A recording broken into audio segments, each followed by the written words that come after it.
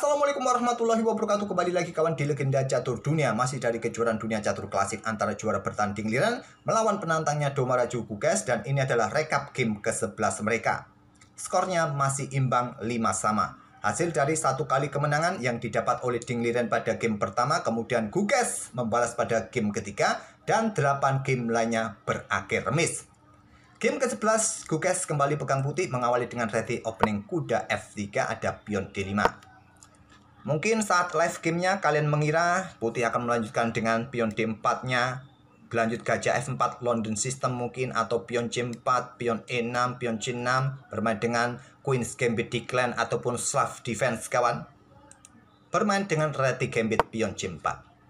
Harapannya jika diterima kawan, maka pion E3 bisa dilanjutkan oleh putih. Coba rebut kembali dan mendefleksikan posisi pion center hitam ke sisi lajur C kawan. Nah, kalau kalian ingin mempertahankan pion ini kawan, dengan gajah E6 tapi ada kuda A3. Jatuh juga, tidak mungkin backup dengan pion B5. Kalau dengan langsung pion B5 di sini kawan ada pion A4. Nah, nanti baku hantam putih akan mempunyai lajur A yang semi terbuka. Kalian backup dengan pion C6, langsung baku hantam diikuti kuda C3 kawan. Kalau ada menteri B6 backup pion di sini, ya bisa berlanjut dengan kuda D4. Tekan pion ini terus menerus. Pion dorong maju, ya simple ya, pion ini jatuh. Korban pion, maksudnya korban kuda, tapi balasannya dengan menteri F3 kawan di sini nanti. Tetap akan memberikan keuntungan bagi putih. Jika sampai mempertahankan pion ini, jika gambit ini kalian terima, lepaskan saja pion ini kawan. Lanjutkan langkah-langkah pengembangan lainnya. Ding Liren memilih langkah ambisius kawan. Seperti kalian yang suka dorong-dorong pion. Pion D4 dipilih oleh Ding Liren. Langkah bagus, langkah kuat menurut engine. Dan pion B4 lanjut Domaraju Guges untuk kontrol petak C5 kawan. Agar tidak ada pion C5. Tetap pion C5 dimainkan oleh Ding Liren. Harapannya Ding Liren adalah setelah pion ini diterima, kudanya tidak ada gangguan pion kawan di petak B5. Bagus buat hitam untuk mempertahankan pion pusatnya. Tapi Guges di sini menawarkan gambit dengan pion E3, menawarkan pion B4-nya kawan. Sekali lagi harapannya jika diterima, kompensasi yang didapat oleh putih adalah center yang bagus dengan pion-pionnya ini. Di sini kawan, Ding Liren lama berpikir, lama sekali. Masih di langkah keempat, dia menghabiskan 38 menit dengan langkah pengembangan yang cukup standar, kuda F6. Langkah cukup standar. Apakah dia berpikir untuk keluarkan gajah terlebih dahulu sebelum pion E6-nya kawan? Atau kuda C6 terlebih dahulu? Lama sekali kawan. 38 menit dengan kuda F6-nya. Di posisi ini Ding Liren pernah mengalami hal yang sama di tahun 2021. Menghadapi pecatur India juga kawan. Saat pegang hitam juga. Tapi saat itu Ding Liren mampu mengalahkan pecatur India itu, Adiban Baskaran. Karena Adiban Baskaran melanjutkan game itu dengan pion B5. Nah, Ding Liren balas dengan kuda BD7 saat itu. Pertukaran pion, ambil balik kawan. Memang terlihat Ding Liren saat itu mengorbankan satu pion. Tapi kompensasi yang didapat oleh Ding Liren beberapa langkah berikutnya kawan. Dia mampu menempatkan gajah-gajahnya di posisi serang yang bagus. Seperti ini. Dan Ding Liren saat itu menang kawan. Di sini kawan Guges tidak memilih langkah yang sama seperti seniornya. Dia memilih dengan pion A3 dan ini adalah langkah baru yang belum pernah terjadi sebelumnya menurut database yang ada. Lagi-lagi Ding Liren di posisi ini masih di langkah kelima. Menghabiskan waktunya kembali. Gajah G4, pin kuda agar pion senternya ini aman kawan. Maaf salah klik ya, salah klik. Sekarang kontrol waktunya sudah di bawah 1 jam. Menghabiskan separuh kontrol waktunya kawan hanya untuk 5 langkah. Sangat boros Ding Liren di game ini. Nah, di sini pion E pukul pion D4 lanjut Domaraju Guges, pion C ambil balik pion D4, Guges mendapatkan pion mayoritas di sisi menteri menghadapi 2 pion kawan. Kalkulasinya ada 1 pion yang bisa lolos. Pion H3, gajah sikat kuda F3, lanjut dingliran kawan. Ambil balik, kemudian menteri C7, pertahankan pion B7-nya, dan pion D3. Perkuat posisi pion C4-nya, buka akses juga bagi gajah untuk berkembang kawan. Untuk menyerang menteri mungkin. Di sini dingliran mencoba mengcounter dengan pion A5 di sisi menteri untuk memecah pion-pion putih ini. Ditolak, dorong maju ke B5, tapi memberikan ruang kosong di petak C5 bagi kuda-kudanya dingliran. Kuda BD7. Pion G3. Berikan tempat bagi gajah Viajento kawan menekan pion di belakang ini dan segera rokade. Dingliran kuda C5 menekan pion D3. Posisi yang bagus bagi kuda sekaligus untuk menjaga pion B7-nya. Gajah G2 segera rokade dan kuda F mundur ke D7. Untuk sentralisasi dua kudanya kawan menekan pion di belakang, pion terbelakang, pion D3. Rokade amankan raja. Kuda E5, menteri F4. Selain menyerang menteri, menghindari ancaman kuda, memposisikan diri untuk pin kuda terhadap menterinya yang di belakang. Dan benteng D8 terlebih dahulu untuk jaga pionnya kawan, sebelum ambil pion ini. Tapi ada benteng D1 dari Domaraja Kukes. Dan di poin ini kawan merupakan poin yang terbilang kritis buat dingliran. Sekarang kontrol waktu, dingliran mempunyai sedikit keuntungan ya. Admin tadi lupa poin di mana ini. Kukes kok lama berpikir menghabiskan waktunya kawan. Nah di poin ini ya terlihat dia menghabiskan banyak waktu ya. 1 jam kawan. 1 jam. Pion G3. 1 jam kawan. Ya kalian tinggal tidur cukup kawan. 1 jam. Otak bisa langsung fresh ya kembali. 1 jam menunggu lawan bermain. Nah selepas benteng D8, benteng D1, dingliran mulai slip kawan. Mulai slip dengan pion G6. Agak lambat pion G6 ini kawan. Keluarkan gajah mungkin Viajento atau ke petak H6 nanti. Pion H5 mungkin terlebih dahulu untuk menyerang menteri di diagonal ini kawan. Ini lambat. Yang lebih cepat dengan pion F6 menurut engine. Kalau dari kasat mata pemain pos ronda mungkin dengan pion E6. Ini juga kuat pion E6 kawan. Tempatkan gajah di diagonal ini. Di petak D6 bersama menteri, persiapan discover kawan. Agar tidak ada lagi pin terhadap kuda, terhadap menteri di belakang.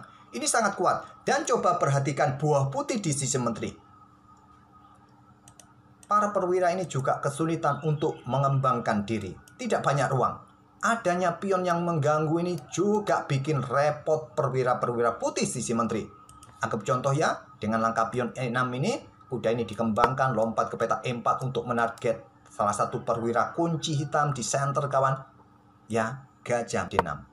Nah, persiapan menarget pion dengan ancaman discover kawan.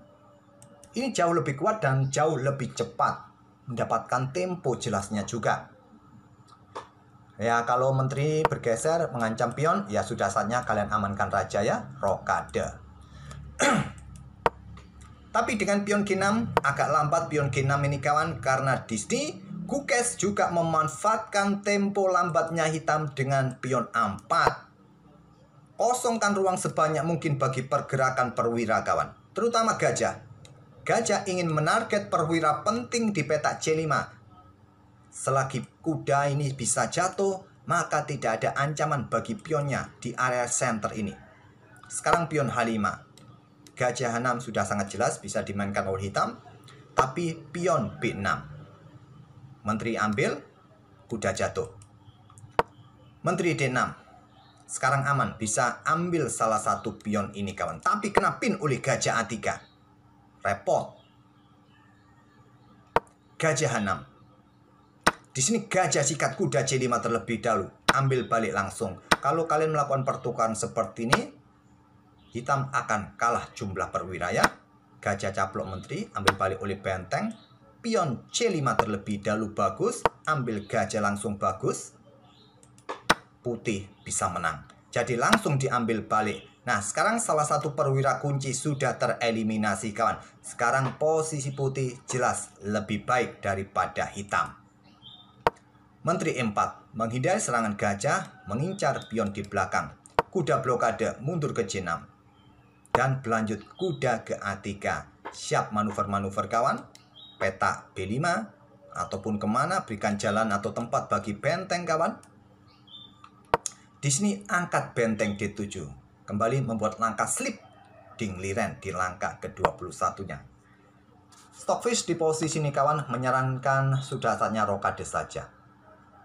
Tapi sudah kepalang tanggung kawan. Paling tidak game ini masih cukup menarik.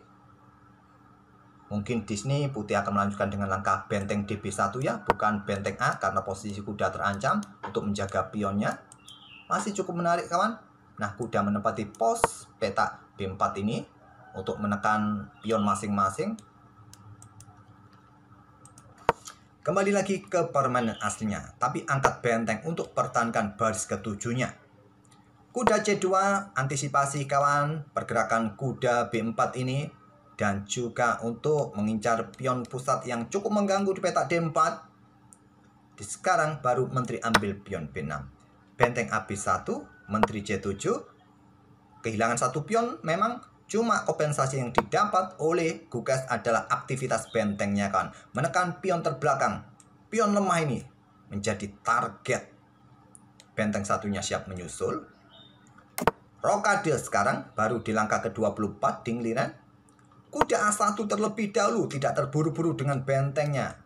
Langkah yang bagus kawan, membawa kudanya menekan pion A, menekan pion D nanti kawan, juga lompat ke petak C5. Benteng B8, pertahankan petak B7-nya lagi-lagi. Kuda B3, dan di sini dengan langkah pion E6. Langkah bertanda merah lagi kawan, tapi langkah ini penting juga kawan sebetulnya. Untuk kontrol ruang-ruang terang ini juga penting. Kalau engine menyarankan sekaligus dengan pion E5. Tapi nanti ada pergerakan kuda C5. Serang benteng, benteng E7, menteri geser, serang benteng kawan. Gajah siap caplok kuda. Tidak ada yang mengawal benteng, ambil oleh pion, benteng di belakang meluncur. Tetap targetnya akan jadi seperti itu. Mungkin benteng ini akan mundur dan akan berlanjut gajah D5. Coba lihat. Inilah yang dimainkan oleh Ding Liren dengan pion E6-nya saja untuk antisipasi pergerakan perwira-perwira putih di ruang-ruang terang ini, khususnya petak D5. Kuda C5, benteng E7. Dan di sini Gukes bisa saja caplok pion ini kawan. Bisa. Ambil, menteri ambil kuda. Kalau pertukar menteri terjadi kawan di sini. Kalau di sini hitam memutuskan untuk benteng full benteng, ada dua pion bebas kawan terkoneksi. Gukes memilih cara yang lain dengan langkah benteng DB1 untuk menekan pion B7 ini kawan. Ding Liren dalam posisi yang sulit, tapi kontrol waktunya masih cukup kawan. Tidak terlalu beda jauh. 7 menit berbanding dengan 13 menit. Masih di langkah ke-28. Butuh 12 langkah lagi. 12-13 langkah lagi untuk mendapatkan tambahan kontrol waktu selepas langkah ke-40. Ding Liren melangkah menteri C8. Tidak berpikir lama. Coba lihat. Hanya menghabiskan sekitar berapa? 27 detik kawan. Blunder. Seperti kalian, blunder. Caplok, Ding Liren menyerah di langkah ke-29. Ada apa dengan Ding Liren kawan? Apakah dia sudah lelah? Kenapa Magnus Carlsen itu suka olahraga yang lain? Sering olahraga fisik yang lain? Karena juga menjaga mentalitas dan menjaga kesegaran otaknya kawan. Jadi catur itu bukan hanya masalah otak saja. Nah, durabilitas otak juga harus dijaga, yaitu dengan olahraga fisik. Itulah yang juga sering dimainkan oleh Magnus Carlsen. Main bola atau renang atau olahraga fisik lainnya. Oleh karena itu Magnus ini durabilitasnya sangat bagus kawan. Beda dengan pemain-pemain yang lain. Bermain panjang, otak mereka lelah, dan di langkah-langkah terakhirnya mereka membuat langkah kesalahan. Jarang kita lihat dari permainan Magnus Carlsen. Dan sekarang Gukes unggul kawan, 1 game yang menyisakan 3 game lagi. Mungkin target Gukes remis saja di 3 game yang tersisa, dia akan menjadi juara dunia termuda kawan.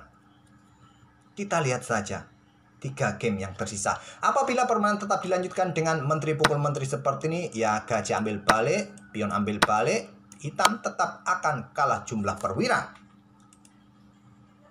Kalau di sini pion ambil balik menteri kawan, maka benteng posisi menteri ini, benteng pukul benteng, posisi menteri dalam posisi kena pin, kena tusuk. Lagi-lagi kalah jumlah perwira. Oke, itulah kawan, game ke-11 antara Domaraju UKS versus Ding Liren yang menyisakan 3 game lagi. Kita tunggu saja apa akhir dari drama ini kawan. Terima kasih sudah mampir tiap hari. Jangan lupa tinggalkan jejak kawan, like, comment, serta subscribe bagi kawan-kawan yang baru mampir. Terima kasih sekali lagi. Wassalamualaikum warahmatullahi wabarakatuh.